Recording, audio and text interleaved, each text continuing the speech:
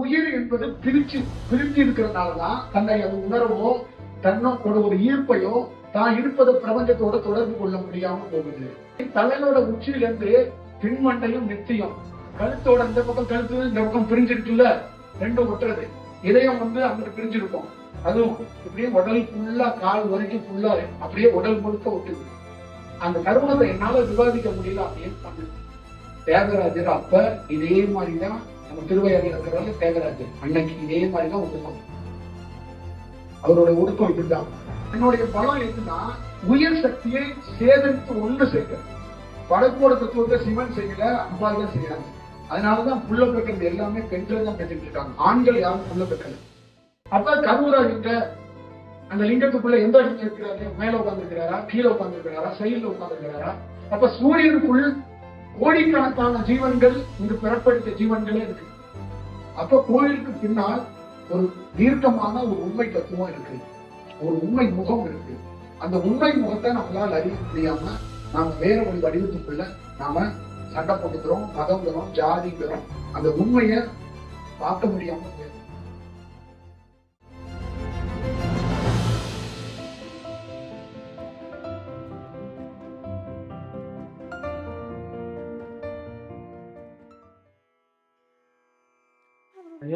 உயிர் சொன்னது இல்லையா? அப்ப ஆன்மான்றது எங்க இருக்கு?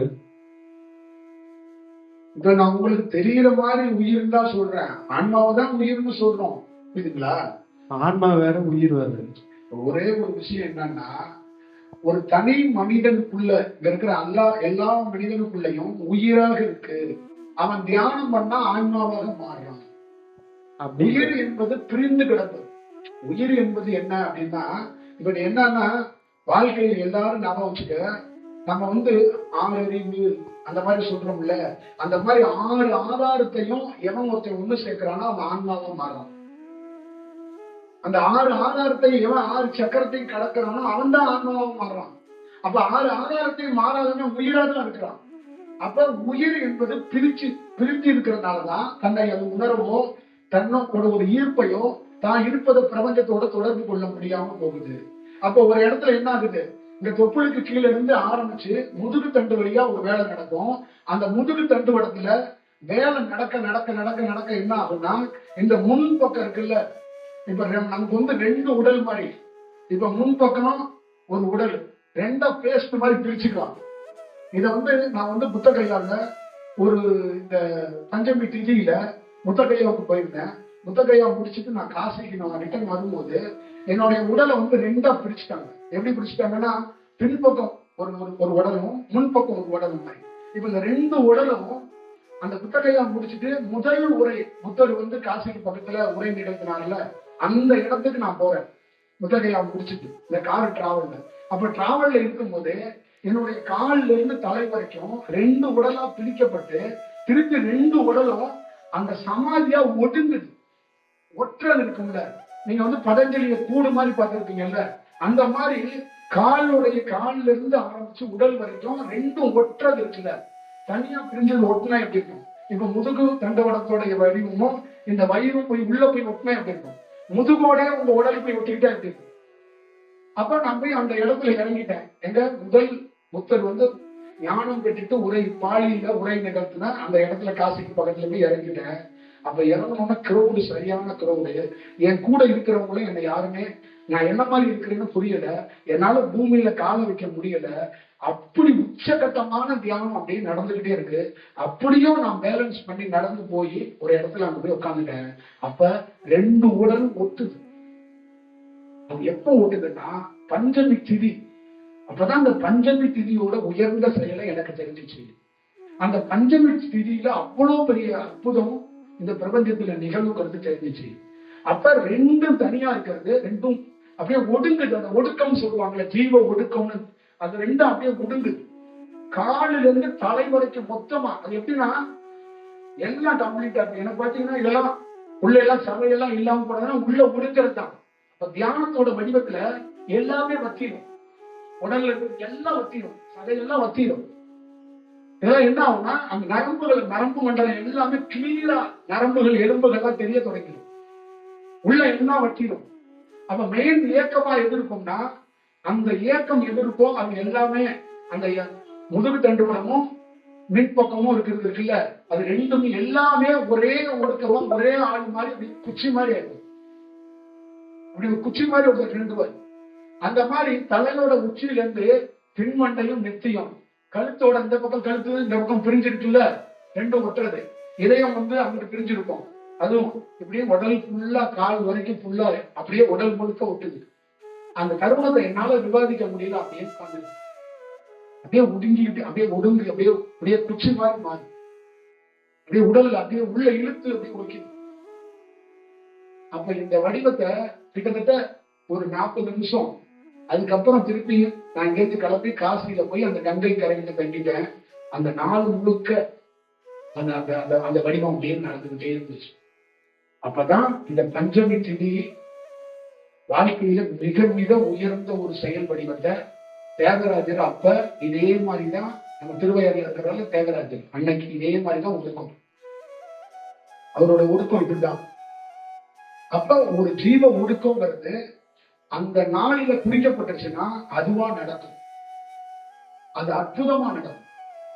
அப்ப ஒருத்தருடைய தியானம் ஒரு கைத்துல அது இந்த பிரபஞ்சம் கனெக்ட் பண்ணி ஒரு விஷயத்த பண்ணும்.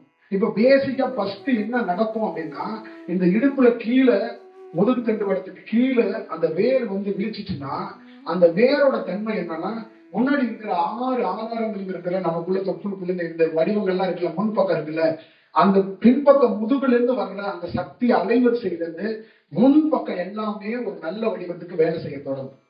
அப்ப இதய பகுதிக்கும் அந்த வேலை செய்ய தொடங்கும். அடுத்தது கழுத்து பகுதிக்கு வேலை செய்ய தொடங்கும். அப்ப கழுத்துல இருந்து பிரிஞ்சு நெற்றிக்கும் இதுக்கும் தனித்தனியா பிரியும், ஒரு செக்ஷனா பிரியும்.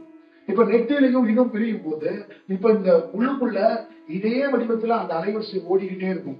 அப்ப ஓடும் போது இந்த ஆதாரங்கள்ல என்னன்னா உயிர் சக்தியா இருக்குல்ல, அப்ப உயிர் சக்தியா இருக்கிற ஒரு காற்றை ஒரு ஆதாரத்திலையும் சக்கரத்திலையும் ஒருத்தர் 6 மாசத்துக்கோ 1 வருஷத்துக்கோ நிலை நிறுத்தி வைப்பாரு. இப்ப எப்படின்னா, நீங்க சதுரகிரிக்கு போறீங்க, ஒரு குகையில உட்கார்ந்து இருக்கீங்க, அந்த குகையில உங்களுக்கு ஒரு அனுபவம் கிடைக்குது. அந்த குகைக்கே ஒரு 6 மாசம் போயிட்டு இருக்கீங்க, 1 வருஷம் போறீங்கல்ல, அதே மாதிரி உங்களுடைய ஆதாரத்துல ஒவ்வொரு ஆதாரத்திலையும் ஒரு தனிநபர் 6 மாசத்துக்கோ 1 வருஷத்துக்கோ வசிக்கிற மாதிரி ஒரு டைம் வரும். அப்ப ஒவ்வொரு சக்கரத்துக்குள்ளேயும் நீங்க குடியிருக்கிறதுக்கு வாய்ப்புகளை பிரபஞ்சம் ஏற்படுத்தி கொடுக்கும். அப்ப அந்த சக்கரத்தோட தன்மை என்ன, அந்த சக்கரத்தோடைய கலர்ஸ், அது ரிலேட்டடா ஆன்மாக்கள் எல்லாம் நீங்க சந்திப்பீங்க. அது சம்பந்தமா ஆட்கள், அது சம்பந்தமான குறிப்பு, அது சம்பந்தமான மகான்கள் ஜீவசமாதி ஆயிருக்கதோ அதுல ஆதிக்க செலுத்துறாங்கல்ல, அவங்க ரிலேட்டடான மெசேஜ் எல்லாம் உங்களுக்கு வரும். அப்ப அவங்களோட ஒரு கனெக்ஷன் ஏற்படும். அடுத்தது அதே மாதிரி இன்னொரு சக்கரம், அதே மாதிரி இன்னொரு சக்கரம், அப்படி 6 கடந்து போய் அந்த 6ஐயும் கொண்டு போய் புருவ மத்தியில கொண்டு போய் ஒருத்தர் நிலைநிறுத்துறான். அப்ப நிலைநிறுத்தும் போது அந்த புருவ மத்தியில அவன் நிலைநிறுத்தும் போது இந்த முதுகு தண்டோட இருக்குல்ல, அது வரைக்கும் இப்படி. இப்ப ஒருத்தர் முதுகு தண்டோட எப்படின்னா, ஆப்போசிட்ல உங்களை பார்த்தா எப்படி இருக்கும். இப்ப ஒரு முதுகு தண்டுவடத்துல இருந்து ஒரு காற்று வருது, அந்த காற்று நான் எப்படி உங்களை பாக்குறேன், அந்த மாதிரி முதுகு தண்டுவடத்துல இருந்து ஒரு காற்று ஏறுதுல, அந்த காற்று முன்பக்கம் இருக்கிற வயிற்ற பார்க்கும், முன்பக்கம் இருக்கிற வயிற்ற பார்க்கும். அப்ப அந்த காற்றோட தன்மை எந்த பக்கம் எல்லாம் பாக்குதோ அங்க இருக்கிற நரம்பெல்லாம் வெளிக்கும். அப்ப அந்த நரம்பெல்லாம் மாறும். அப்ப ஒரு ஞானி உங்களை பார்த்துக்கிட்டே இருந்தா உங்களுக்குள்ள ஒரு மாற்றம் இருக்கும். அதே மாதிரி உள்ள இருக்கிற காற்று போலாகி, இப்ப ஞானிக்கு என்னன்னா ரொம்ப நாளை காற்றை உள்முகமாக வச்சிருப்பான். அப்ப உள்ள பெரிய ஒரு வேலையை பண்ணிக்கிட்டே இருப்பான். அப்ப ஹோல் பண்ணி உள்ள இருக்கும் போது அது எல்லா நரம்புகளையும் வாகிக்கிறதுக்கு ஒரு வேலையை பார்க்கும். அப்ப அந்த பின்பக்கமா அந்த முதுகு தண்டுவடத்துல முன்பக்கமா பார்த்து அந்த நரம்புகள் எல்லாம் விழிக்க வச்சுட்டு மேல போய் பெடரி நின்று போகணும். ஒரு நாகம் படம் எடுத்த மாதிரி நின்றுக்கும். அப்ப கீழ இருந்து இடுப்புல இருந்து இருக்கிற அத்தனையும் வானிலிருந்து அந்த அலைவரிசை எல்லாத்தையும் எடுத்துக்கிட்டு மேல போய் நிற்கும். அது மேல போகும்போது கீழே இருக்கிற எல்லா ஆதாரத்தையும் விழிக்க வச்சுக்கிட்டே போகும். அப்ப மேல போயிடுச்சு. இப்ப இந்த விழிச்ச எல்லாமே ஒண்ணு சேர்ந்து, இந்த உயிர் சக்தி எல்லாம் ஒண்ணு சேர்ந்து எல்லாமே பருவ மத்தியில போய் நிற்கும். இப்ப மொத்தமா ஒரு கூட்டமா அப்படி நிற்கும். அப்ப அந்த கூட்டமா நிக்கிறத இந்த பாம்பா இருக்குல்ல பின்னாடி, அது திருப்பி பார்க்கும். அப்ப திருப்பி பார்க்கும்போது கொய நட்சத்திர கூட்டம் மாதிரி இருந்தது. இதெல்லாம் உயிர்கள். இது எல்லாத்தையுமே ஒரு பெரிய வால் நட்சத்திரம் சார், கேக்குதுங்களா? இதுதான் அந்த ஆன்மாவாக, அந்த அருங்கோணம், 6 முகம் கொண்ட அருங்கோணம் ஆன்மாவாக மாறுது. அப்ப 6 வடிவம் கொண்ட ஒரு உயிர் சக்தி ஓர் உயிராக மாறுது, ஓர் சக்தியாக மாறுகிறது, ஓர் வடிவமாக மாறுகிறது. பழனி, திருச்செந்தூர், இந்த பழமுதி சோலை, இந்த திருத்தணி, இப்படி இருக்கிற இந்த 6 தனித்தனியா இருக்குல்ல. அப்ப 6 கோயிலுக்கும் நீங்க ஒரே நேரத்துல 6 கோயிலையும் ஒரே இடத்துல பார்த்தா கேட்கும். ஒரே இடத்துல ஒரே டைம்ல நீ நிக்கிற 6மே உனக்குள்ள ஒரே இடத்துல தோன்றுனா இருக்கு. அப்ப அந்த 6 வடிவத்தையும் தனித்தனியா வேலை செஞ்சா அதோட தன்மை வேறு. இப்ப இந்த 6 வடிவத்தை ஞானி ஒண்ணு கொண்டு போய் ஒண்ணு சேர்க்கிறான். இப்ப 6ஐயும் ஒண்ணு சேர்த்தவன் ஒரு இடத்துல நிற்கும் போது அது ஆன்மாவாக மாறுது. அது வரைக்கும் எப்படி இருக்கு? உயிராக இருக்கு, தனித்தன்மையில செயல்படுது. ஒவ்வொரு உயிருக்கும் ஒவ்வொரு தனித்தன்மை இருக்கு. பழனிக்கு ஒரு தனித்தன்மை, திருச்செந்தூருக்கு தனித்தன்மை, திருப்பரங்குன்றத்துக்கு தனித்தன்மை, பழமுதி சோழருக்கு தனித்தன்மை, இந்த மாதிரி இங்க இருக்கிற திருத்தணிக்கு தனித்தன்மை. இப்படி 6 வடிவத்தில் இருக்கிற ஒவ்வொரு கோவிலுக்கும் தனித்தன்மை இருக்கு. ஆனா இந்த 6 வடிவத்தை ஒன்னா கொண்டு போய் புருவ மத்தியில கொண்டு போய் வச்சோம்னா இந்த பிடரி அந்த 6 முகத்தை பார்க்கும்போது அந்த 6ம் ஒன்று தனித்தனியாக இருப்பது ஒன்று சேர்கிறது. அது ஒரு பெரிய வால் நட்சத்திரமாக மாறுகிறது. அதற்கப்புறம் இந்த குண்டலினி சக்தியாக இருக்கக்கூடிய இந்த இதுவும் அந்த 6 முகமாக இருக்கக்கூடிய அதுவும் 2 ஒன்றாக இணைகிறது. அப்ப 2 ஒன்றாக இணையும் போது அந்த வடிவமையை தான் அந்த ராமலிங்க சுவாமி சொன்ன மாதிரி ஆன்மா ஜோதியாக மாறுகிறது. அப்ப ஆன்மா வெளிச்சம் உயிரா சின்னதா இருக்குது. அப்ப ஆன்மாவே ஜோதியா மாறினா விவாதிக்க முடியாத அளவுக்கு போயிடுது. அப்ப 6 திருமுறைகளை முடிச்சது.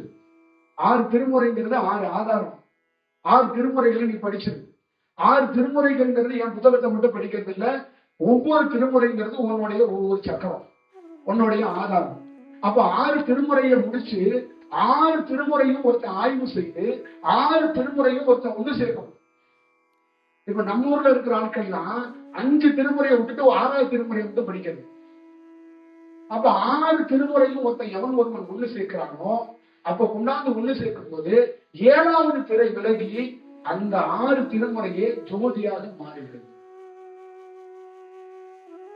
அப்ப ஜோதியாக மலருது.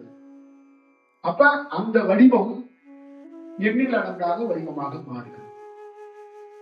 இதுதான் அதுக்குள்ள இருக்கிற பெரிய வடிவத்துக்குள்ள. அப்ப நமக்குள்ள உயர் சக்தி பிரிந்து கிடக்கிறதுனால நம்ம பலவீனமா இருக்கு. சொல்லுவாங்கல்ல, கூட்டமா மான் கூட்டம் இருக்கு, அது சிங்கம் பிரிச்சு விட்டு வேட்டையாடுங்க.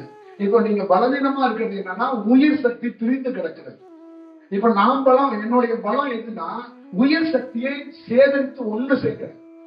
அப்ப ஒண்ணு சேர்க்கறதுக்கான எனக்கு எப்படின்னா, நான் டேலண்ட் நீங்க நினைக்காதீங்க, அந்த சூழல் உருவாகும். இப்ப உங்களுக்கு ஒரு சூழல் இருக்கு, எனக்கு ஒரு சூழல் இருக்குல்ல. இப்ப அந்த சூழல் எனக்கு கிடைக்கும் போது அந்த உடல் ஒத்துழைக்குது. அப்ப அந்த மாதிரி உங்களுக்கு எனக்கும் பாகுபாலிட்டி பாத்துறாதீங்க, பிரிவினை பாத்துறாதீங்க, சுவாமிக்கு ஏதோ விசேஷம் நமக்கு கிடைக்கலன்னு அது இல்ல.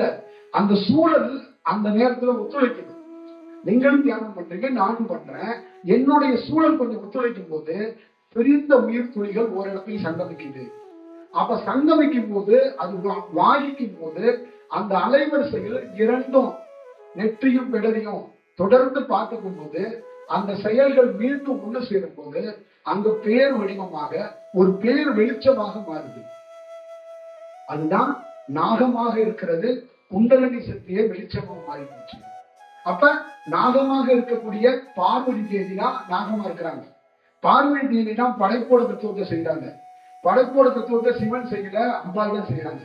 அதனாலதான் புள்ள பெக்கிறது எல்லாமே பெண்கள் தான் பெற்றுட்டு இருக்காங்க. ஆண்கள் யாரும் புள்ள பெக்கல. புரியுதுங்களா? குழந்தை எல்லாம் பெண்களுக்கு பெக்கிறாங்கன்னா படைப்போட தத்துவமே பெண் வடிவத்துல தான் இருக்கு, பெண் தத்துவத்துல தான் இருக்கு. அப்ப குண்டலினி சக்தியாக இருக்கக்கூடிய அவங்க அந்த பெண்ணாக இருக்கக்கூடிய அவங்களே ஜீவனாக ஒளியாக மாறி போறாங்க. அப்ப அவங்களே எப்படி ஆகுவாங்க? சிவனாக மாறுறாங்க, சிவன் ரூபத்துக்கு மாறுறாங்க. அப்ப அந்த ஒளி அந்த வடிவத்துக்குள்ள அப்படி போயிடுறாங்க.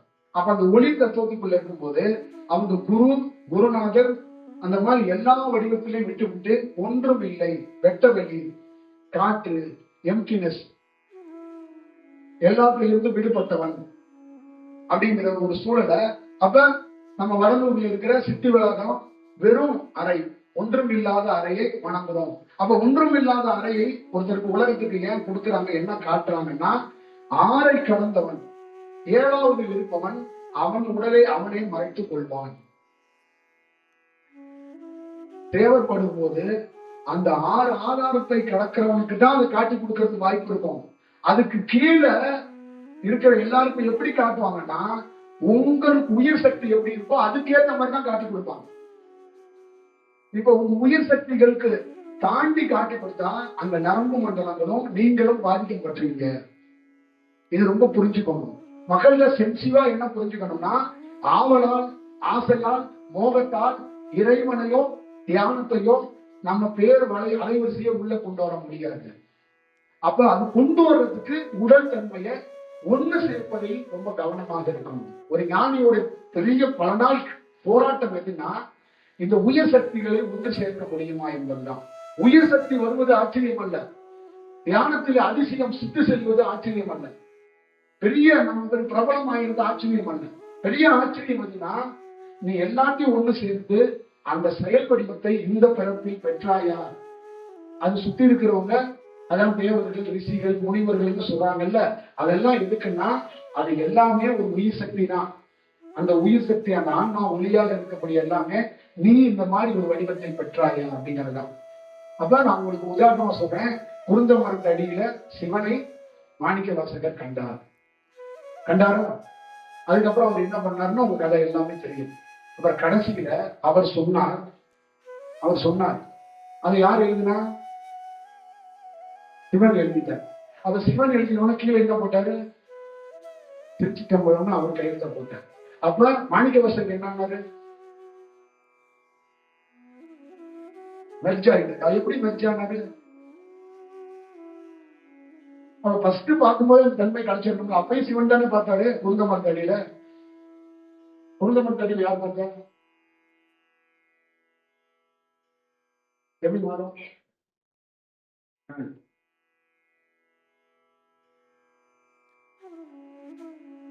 இப்ப நீங்க கேட்ட கேள்விக்கு பதில் இருக்கா?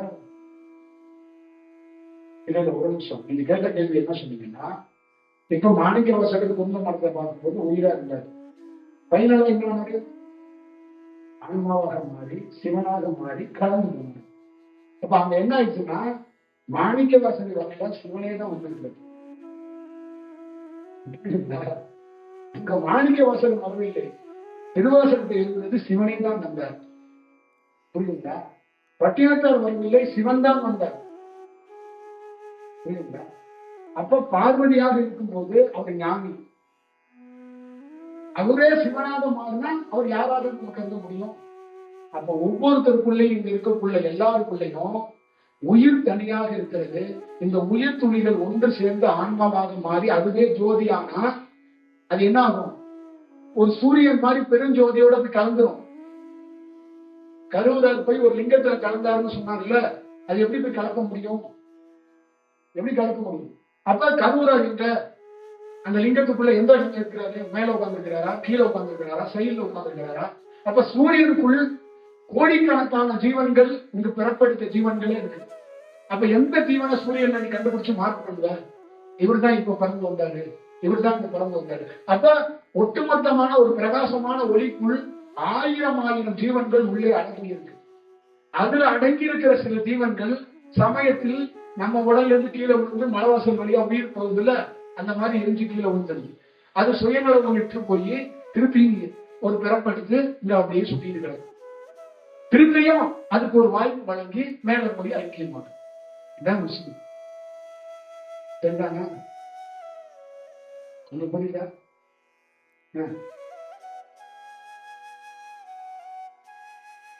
சிவன் சக்தி சொல்றீங்க. இந்த நமக்குள்ள சிவனும் இருக்கு, சக்தியும் இருக்கு. அப்ப நம்ம என்னவா இருக்கோம்? ஆன்மான்றது அது தனியா இருக்கு. இப்ப இதெல்லாம் ஒண்ணா இணைக்கிறதுக்கு ஒவ்வொரு பக்குவ நிலையே புரிஞ்சுக்கங்க. இந்த சிவன் இந்த சக்தி அப்படிங்கறதெல்லாம் தாண்டி முதல்ல நீங்க சிவனாகவும் சக்தியாகவும் இல்லை, உயிராக தான் இருக்கீங்க. புரிஞ்சுக்கிட்டீங்களா? இந்த உயிரே சக்தியா மாறும். சக்தினா பார்வதி, அந்த சக்தியே சிவனாக மாறுச்சு. அப்ப நீங்க என்ன பண்றீங்க? ஒளியா இருக்கிறீங்க. அப்ப சிவன் என்பது ஒரு ஒளியாக இருக்கிறதா சிவனை காட்டுறாங்க. அப்ப நீங்க சந்திர தன்மையில் தியானத்தில் இருந்தா நீங்க குண்டலினி சக்தியாக பேர் வடிவத்துக்குள்ள இருக்கீங்க. அந்த சந்திர தன்மையிலிருந்து என்னைக்கு சூரிய தன்மையாக முழுமையாக நீங்க மாறும்போது அங்க நீங்க சிவனாக மாறுறீங்க. நாதன் விந்து விந்து நிலையில இருந்து நாத நிலைக்கு மாறும். இப்ப நாத விந்துன்னு ஒண்ணு இருக்குல்ல, அது தண்ணி தானே, தண்ணியாகவே இருக்கு. இப்ப அதுக்குள்ள ஒரு சூரியனுடைய வெப்பம் வரும்போது அது ஆவியா மாறும்ல, ஆவியா மாறும்ல. அப்ப நீராவி தத்துவம். அப்போ நீங்க ஒருத்தர் ஆவியாக்கும் போது அந்த நாதவிண்டில் இருக்கிற உயிர் சக்தி எல்லாம் ஒளியா மாறும். அப்ப எத்தனை உயிர் இருக்கலாம்? ஒரு பெண்ணு கருப்பையில போயிட்டு எத்தனை உயிர் போகுது? அதுல ஒரு உயிர் தானே தங்குது.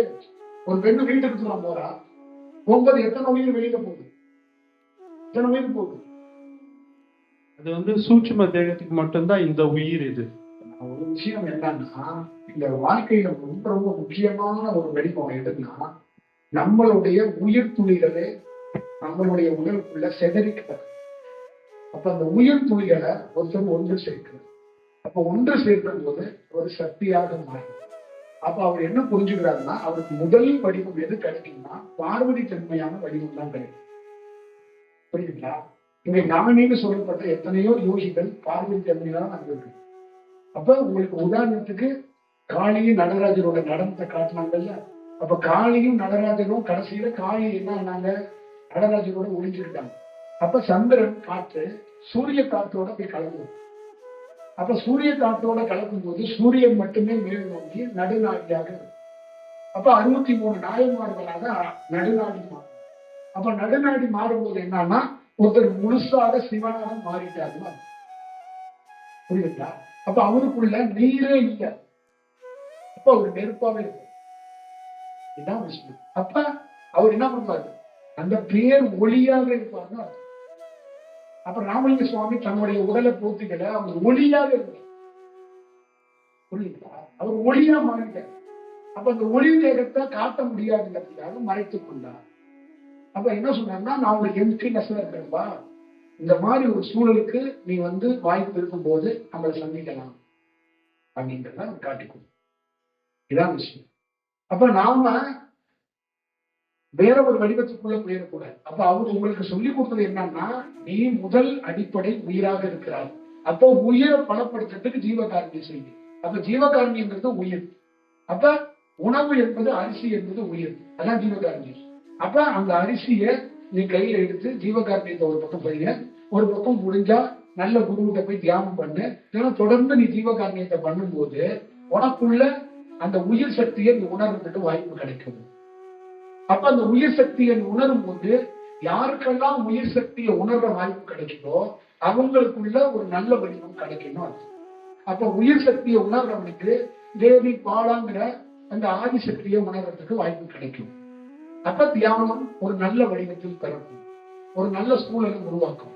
அப்ப தொடர்ந்து இந்த பார்வதி தன்மையில உயிர் சக்தி இருக்கப்படுறது அடுத்த கட்டத்துக்கு என்ன ஆகும்னா, அது ஒரு மேம்பட்ட தன்மைக்கு மாறுறதுக்கு வாய்ப்பு உருவாகும். இதான் சரிதாங்க? ஆமாங்க. வேற யாருக்கு என்ன கேட்க ஒன்னும் சங்கடம் பண்ண மாட்டேன், குழந்தை மாதிரி பதில் சொல்றேன். என்ன வேற யாரும் கேட்கணுமா? ஆனா நீங்க மாறணும், அதான் ரொம்ப முக்கியம். ஐயா, அந்த உயிர் சொன்னீங்க இல்லையா, அது நம்ம மூலாதாரத்துல இருக்குங்களா இல்ல சூட்சும தேகத்துல இருக்கா? நான் என்ன சொல்றேன்னா, உயிர் உடம்புக்குள்ள எங்க வேணாலும் இருக்கட்டும், அது முதல்ல ஒரு நல்ல ப்ராசஸ் வர்றது மட்டும்தான் நம்மளோட பணி. இப்ப ஒரு உயிர் இருக்குல்ல, ஒரு உயிருங்கிறது அப்பதானே அதை செயல்படுத்த முடியும். அந்த உயிர்ல நம்ம செயல்படுத்த உயிருங்கிறது உடலுக்குள்ள பல்வேறுபட்ட வடிவங்கள்ல அது அலைவரிசையை ஏற்படுத்தும்.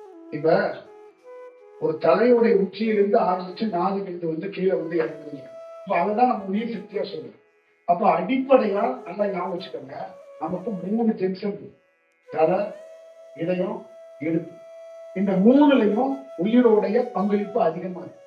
அப்ப உயிர் துளியோடைய செயல்பாடுகள் டிவைட் ஆகி பிரிஞ்சு வேலை செய்யும். புரியுதுங்களா? அப்ப உயிர் சக்திகள் என்னன்னா, கீழே மூலாதாரம்னு ஒண்ணு, கீழ் மூலாதாரம் இருக்கு, இப்ப மேல் மூலாதாரம் இருக்கு. அப்ப இதே மையத்துல ஒண்ணு இருக்கு. இப்ப இந்த இடத்துல எல்லாம் உயிர் சக்தி இல்லைன்னா நான் யாரை பிடிச்சி அவங்க அலைவரிசையில கூப்பிடுவேன்? இப்ப உயிர் கீழே தான் இருக்குச்சுங்க, தலையில எதுவுமே இல்லைன்னு நான் எப்படி கான்டாக்ட் பண்றேன்? அப்படி இல்லையா, கீழே வந்து சூட்சும தேகத்துல ஒரு உயிரும், அதுக்கப்புறம் நம்ம பிரணவ தேகத்துல ஒரு உயிரும், ஆன்ம தேகத்துல ஒரு உயிர் இருக்கு. நீங்க அந்த மாதிரி போயிடாதீங்க, கீழ் உடம்பு அந்த மாதிரி போகாதீங்க. பொதுவா நீங்க என்னன்னா, இடுப்பு பகுதி மையத்துல உயிர் சக்தியோட தாக்கம் அதிகமா இருக்கும்.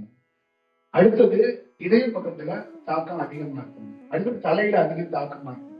இது எப்படின்னா, ஒரு நீர் வலிஞ்சுக்கிட்டு இருக்குல்ல, அந்த மாதிரி உயிர் சக்திகள் கீழையும் மேலையும் போறதுக்கு வாய்ப்பு இருக்கு. புரியுதுங்களா? ஒரு அருவி கொட்டுது இல்ல, அதுவே நாங்க என்ன சொல்றோம்னா உயிர் துளின்னு தான் சொல்றோம். புரியுதுங்களா? அந்த மாதிரி தலையிலிருந்து ஒரு அருவி கொட்டுது. அந்த அருவியை தான் நீ ஞாபகம் மாத்தி குழந்தைய பற்றி இந்த உலகத்தை உருவாக்கி விட்டுருக்கீங்க. புரியுதா? அப்ப அது வர ரூட் எதுனா இருக்கும், எங்கிட்ட வேணாலும் வரலாம்ல. நீங்க காவேரியில ஆறு ஆரம்பிச்சு வருது, அந்த மாதிரி உயிர் தானே நீ இருக்குன்னு ஏன் பார்க்க முடியாது? ஒரு ஆறு மொத்தமாக ஒரு அருவி மேல இருந்து கீழே வந்து கீழே வருது. அப்ப கீழே இருக்கிற வரைக்கும் கொட்டிடுச்சுல, அந்த அருவிய ஒரு ஞானி என்ன பண்றான், திருப்பி மேல எடுத்து போறான், ரீசர்க்கிள் பண்ணி அதுதான் முழு தண்டு வழியா எடுத்துட்டு போறான். அப்ப கீழே கொட்டின நதிய மீண்டும் அந்த நதியிலிருந்து அந்த உயிர் சக்தியை மட்டும் வெளியில கொண்டு போயிடாம அப்படியே மேல கொண்டு போறான். அப்ப மேல போற வாய்ப்புகள்ல அவன் உடல் பெரிய பருவ மாற்றத்தை சந்திக்குது. இதான் புரியுதா? அப்ப ஒரு அருவி கொட்டுது, அந்த அருவியில குளிச்சோம், சந்தோஷமா இருந்தோம், அந்த தண்ணி எங்க போகுதுன்னு தெரியாம வந்துடணும். இல்ல அந்த தண்ணியை பத்தி நமக்கு கவலை இல்லை. அதே தான் நம்ம உடலுக்குள்ள தலையில ஆரம்பிச்சாங்கன்னா எங்க ஆரம்பிச்சாங்கன்னா கொண்டாட்டியோட இருந்தோம், 2 பிள்ளைய பெற்றோம், சாப்பிட்டோம், இப்படியே போனோம்னு இருக்கும்ல. அதே மாதிரி ஒரு உயிர் சக்தி வருது போகுது இருக்குல்ல, அதை ஒருத்தன் நிலைநிறுத்தி திருப்பியும் அதை மேல எடுத்துட்டு போய் தலையில இருந்து ஒரு பெரிய வேலையை செஞ்சான். ஒரு சரித்திரம் வாய்ந்த விஷயத்த இந்த உலகத்துக்கு வெளிப்படுத்தினான். அப்படிதான் விஷயம். அப்ப உலகத்துல காமம் என்பது தவறாக இருந்தது, காமம் என்பது தவறான புரிதலை ஏற்படுத்தினது, ஆண் பெண் தத்துவம் என்பது தவறாக இருந்தது. அதையே ஒரு ஞானம் என்று சொல்லிவிட்டு போயிட்டான். புரியுங்களா? அப்ப அதுக்குள்ளேயே ஒரு உன்னதமான செயல் இருக்கு, கவனிக்க நீ தவறுகிறாய், கவனிக்க மறுக்கிறாய் என்ற அதை அவன் கிளீனா சொல்லிட்டு. அப்ப அத ஒரு கரெக்டா ஒரு வடிவத்துல பார்க்க தெரிஞ்சவங்களுக்கு அது ஒரு உயர்ந்த செயலாக மாறிவிடும். இதான் சூழல். அப்ப நம்ம பண்டைய கால வரலாறுல அத்திரி அலிசியாங்கிறது வெறும் வார்த்தை கிடையாது. புரியுங்களா? அதுக்குள்ள அவ்வளவு பெரிய ரகசியங்கள். அப்ப பழனிக்கு பக்கத்துல இருக்க திருமூர்த்தி மலையில அந்த மலையோட தன்மையில ஒரு ஆணும் பெண்ணும் ஒன்று சேர்வாங்க. அப்ப பின்னாடி இருக்கிற முதுகு தண்டு வளமும் முன்னாடி இருக்கிறதும் ஒன்று சேர்ந்த ஒரு இடம், ஒன்று சேர்ந்த இடம், அதுதான் திருமூர்த்தி மலை. அப்ப திருமூர்த்தி மலையோட செயல்பாடுகள் என்னன்னா ரெண்டும் ஒண்ணு சேரும். புரியுதா? அப்ப பழனி இதோட சிதம்பரத்தோட செயல் என்னன்னு கேட்டீங்கன்னா, ரெண்டும் ஒண்ணு சேர்ந்து ஒன்றாக மாறிடும். அப்ப சந்திரனும் சூரியனும் ஒண்ணு சேர்ந்து கடைசியில சூரியன் மட்டுமே தெரிவார். அப்ப நடராஜர் மட்டும் தெரிவார், காளி இங்கே காளி மறைந்து கொள்வார். அப்ப அங்க நடராஜருக்கு மட்டும்தான் சன்னதி இருக்கு, காளிக்கு வெளியில இருக்கு. அப்ப நடராஜருக்கு பக்கத்திலே காளியை வைக்கணும்ல. ஏன் காளியை வைக்கலன்னா, காளி எனக்குள்ளே ஐக்கியம் ஆகிவிட்டாங்க. ஏன் தத்துவம். அப்ப எனக்குள்ள அவன் ஐக்கியம் ஆக்கி கொண்டதுனால நான் வெட்டவழி தத்துவத்தில் இருக்கிறேன்னு சொல்லிட்டாரு. இதான் விஷயம். அப்ப நடராஜர் எதை சொல்றாங்க அப்படின்னா, அவர் பேர் ஒளியாகவும் உருவத்தையும் கடந்தவராகவும் அவர் சொல்றாங்க. அப்ப நடராஜரை உயர்ந்த விஞ்ஞானத்துக்கு நம்ம பயன்படுத்துறது வேற மாதிரி நம்ம பார்க்கறதுக்கான ரீசன் தான். இந்த உலகத்திலேயே உருவமாக இருக்கக்கூடிய கடவுளை விஞ்ஞானத்துக்கு பயன்படுத்தின முதல் கடவுள் நடராஜர் மட்டும்தான். புரியுதுங்களா? பாக்கி உருவமா இருக்கிறவங்க எல்லாத்தையும் ஒரு மதத்துக்குள்ளதான் அனுப்புவாங்க. முதல் முறையாக நடராஜர் உருவமாக இருக்கக்கூடியவரை விஞ்ஞானத்தோட கொண்டு ஒப்பிட்டு விஞ்ஞான ஆராய்ச்சிக்கு அதை ஒப்பிடுறதுக்கு ஒரு வாய்ப்பை உருவாக்கிட்டாங்க. அப்ப நடராஜர் தத்துவங்கிறது வெறும் அந்த சிலை இல்ல, அந்த இடத்துக்குள்ள சிதம்பரத்துக்குள்ள அவ்வளவு பெரிய வாய்ப்புகள் இருக்கு. அதனாலதான் சிதம்பரத்திலிருந்து ராமலிங்க சுவாமிகள் தோன்றினார். அந்த சிதம்பரம் வட்டாரத்துக்குள்ளே ஒரு பெரிய வேலையை அந்த சிதம்பரத்துக்குள்ளே ரகசியம் இருக்கு, அதை நீங்க தெரிஞ்சுக்கணும் அப்படிங்கிற அந்த வாய்ப்புனாலதான் அவர் அங்கிருந்து தோன்றி வடலூர்ல ஒரு பெரிய பணியை செஞ்சாரு. இதையும் நம்ம அவசியமா புரிஞ்சுக்கிறதுக்கான ஒரு வாய்ப்பு உருவாக்கணும். அப்ப நமக்கு ஒருத்தரை ஒரு ஞானியை பிடிச்சு போய் அவங்களை ஃபாலோ பண்றது முக்கியம் இல்ல, அது ஒரு ஆராய்ச்சியாக ஒரு ஆய்வாக அதில் முன்னேற்றம் அடைவதற்கு ஒரு வாய்ப்பை உருவாக்கணும். அதான் ரொம்ப முக்கியம். இப்ப வாழ்க்கையில நீங்க தியானத்துல யாரும் ஜெயிக்கிறீங்கிறது முக்கியம் கிடையாது. ஆனா பிறப்புடைய சில சில செயல்களை நம்ம நீங்க தெரிஞ்சுக்கணும், சில வடிவத்தை நம்ம புரிஞ்சுக்கணும். அது ரொம்ப முக்கியமா கருதப்படுகிறது. அப்ப நம்ம பண்டைய காலத்துல இருக்கிற வரலாறுகள், கோவில்கள்லாம் ஏதோ ஒரு பக்தியில வைக்கப்பட்டதல்ல, அதுக்குள்ள ஒரு பெரிய ஒரு உண்மை தத்துவம் உள்ள ஒளிந்து இருக்கிறது, மறைந்து இருக்கிறது. அப்ப கோயிலுக்கு பின்னால் ஒரு தீர்க்கமான ஒரு உண்மை தத்துவம் இருக்கு, ஒரு உண்மை முகம் இருக்கு. அந்த உண்மை முகத்தை நம்மளால் அறிய முடியாம நாம வேற ஒரு வடிவத்துக்குள்ள நாம சண்டை போட்டுக்கிறோம், மதங்கிறோம், ஜாதிங்கிறோம். அந்த உண்மைய பார்க்க முடியாம போயிடும். என் மேல கோபத்துல நிறைய பேரு தியானத்தை கட்டுக்காம போயிட்டாங்கன்னா இழப்பு யாருக்கு? இப்ப இந்தியா முழுக்க ராமர் மேல கோவப்பட்டு ராமர்னா யாருன்னே தெரிஞ்சுக்காம நிறைய பேர் போயிட்டாங்க. இது ராமரை வழிபடுறவருக்கு மேல கோபம்னா அவர்கிட்டதான் நம்ம போய் கோபத்தை காட்டணும். ஆனா ராமருக்கு அதுக்கு சம்பந்தம் கிடையாது. அதை நம்ம புரிஞ்சுக்கணும்ல. அப்ப நமக்குள்ள என்ன வடிவம் அப்படின்னா, ராமரை கையில வச்சிருக்கிறது தான் நமக்கு பிடிக்கல, ஆனா ராமரை ஏன் பிடிக்காம போச்சு? அப்ப நாம என்னன்னா, ராமரை நீ பிடிக்க கூடாதுங்கிறதுக்காக பக்கத்துல இருக்கிறவர் நம்மளை கலைச்சு விடுவாரு. ஆனா நாம அதை உணர வேண்டிய இடத்துல உணர்வு இல்லை. அதுதானே நமக்கு ரொம்ப முக்கியம். நமக்கு உணராதவர் உணர்ந்துதான் நம்ம முடிவெடுக்கணும். நாம உணராம இவர் இவங்களுக்கான ஆள், அவர் அவங்களுக்கான ஆள் நம்ம எப்படி பிடிக்க முடியும்? இந்த உலகத்துல சூரியன் இவங்களுக்கான ஆளு, கருப்பா கொஞ்சம் இருக்கிறவங்களுக்கு எல்லாம் சூரியன் அவங்க கடவுள் அப்படின்னு சொல்லிட்டா, சிகப்பா இருக்கிறவங்க என்ன பண்ணுவாங்க? நீங்களே சொல்லுங்க. இப்ப சிவப்பா இருக்கிறவங்களுக்கு எல்லாம் சூரியன்ல இருந்து அலைவரிசை கிடைக்கலையா என்ன? சொல்லுங்க, நீங்களே சொல்லுங்க. அப்ப நமக்கு எப்படின்னா, கடவுளை நமக்கு பிடிச்ச மாதிரியே வடிவத்துல பிரசன்ட் பண்றோம். அப்ப கடவுளை நமக்கு பிடிச்ச மாதிரியே ஒரு கதை எழுதி வச்சிடறாரு. அப்ப கடவுள்ங்கிறது நமக்கு பிடிச்ச மாதிரி கதை எழுதுறதோ பிரசன்ட் பண்றதோ கிடையாது. அதை பார்க்கிற வடிவத்துல பார்க்கணும், அதை உணர்ற வடிவத்துல உணரணும். அப்ப யார் வேணாலும் இந்த தியானத்துல தவறு செய்யலாம், யார் வேணாலும் தப்பா கூட போகலாம். ஆனா தப்பா போன நபர்களையோ தவறு செய்தவங்களை மட்டும்தான் நீங்க பார்க்கணும். ஒழியா தியானம் தவறுன்னு பார்த்தா நீங்க உங்க வாழ்க்கை வீணாகுது. அப்ப உங்க வாழ்க்கையில உயர்ந்தது எதுன்னா தியானம் உயர்ந்தது. தியானத்தை சொல்லி தரவர் சின்ன சின்ன தவறு பண்ணாங்கன்னா நீங்க அவரை மட்டும்தான் பார்க்கணும், தியானத்தை ஒதுக்கிட கூடாது. அப்ப பதஞ்சலியோட யோக சூத்திரத்துக்குள்ள என்னன்னா, அந்த அது பர்ஃபெக்டா இருக்கு, அதை சொல்லி தரவரு வேற வேற மாதிரி கூட சொல்லித்தர. அது ரொம்ப முக்கியம். அப்ப உயர்ந்த கலைய மக்கள் பயன்பாட்டுக்குள்ள கொண்டு போகும்போது, இப்ப நான் ஒரு உயர்ந்த கலையை எடுத்துட்டு வர்றேன். இப்ப நான் சரியா சொல்லணும்னா நீங்க என்னதான் ஒதுக்கணும், இந்த கலையை ஒதுக்க கூடாது. அவர் செய்தால் நான் தவறு செய்தால் என்னை தூக்கி ஓரமா வச்சுங்க, ஆனா அந்த கலையை ஓரமா வைக்காதீங்க. அது ரொம்ப முக்கியமானது. அது இந்த மக்கள் எப்படின்னா, ஒரு தனிநபர் தவறு செய்யறதுனால அந்த கலையவே ஒதுக்கிடுறாங்க, அதுக்குள்ள இருக்கிற உண்மை தன்மைக்குள்ளேயே போக மாட்டாங்க. அது ரொம்ப கஷ்டமா இருக்கு. அப்ப நமக்குள்ள என்னன்னா, ஒரு உண்மை தன்மை கிடைச்சாகும். இந்த உலகத்துல பிறக்கப்பட்ட அத்தனை மனிதனுக்கும் எந்த கடவுளை கும்பிடுறதுக்கும் எந்த இறை வழிபாட்டை கும்பிடுறதுக்கும் பாகுபாடே கிடையாது, எந்த வேற்றுமையும் கிடையாது.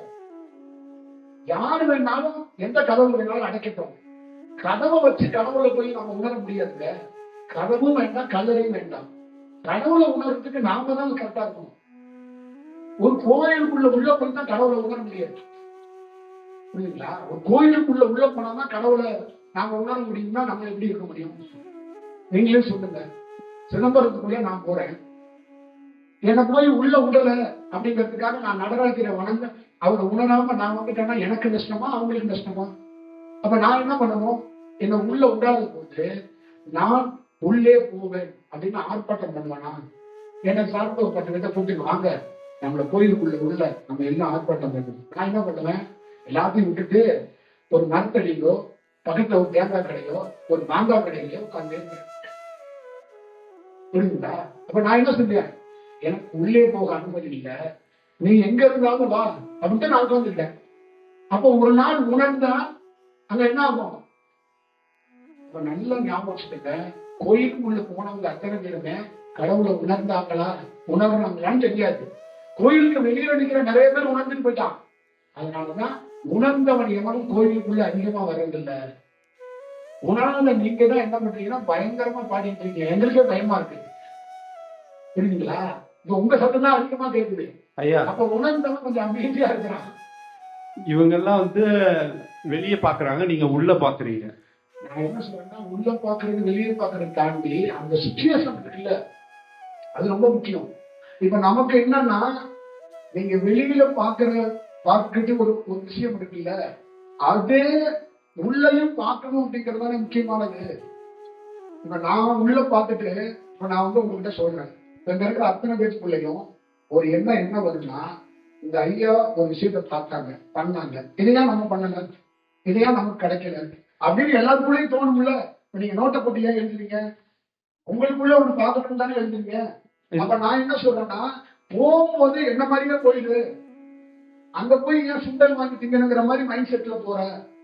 ஓப்பனிங்க நீ வந்து உள்ளே செல்லாமலே உன்னை உள்முகமாக செல்வதற்கு வாய்ப்பை உருவாக்கிடு. இவ்வளவுதான் விஷயம். அப்ப நமக்குள்ள என்னன்னா, உள்முகம் ரொம்ப அவசியம், ரொம்ப தேவை அப்படிங்கறத நீங்க அவசியமா நீங்க வந்து புரிஞ்சுக்கிட்ட கொஞ்சம் நல்லா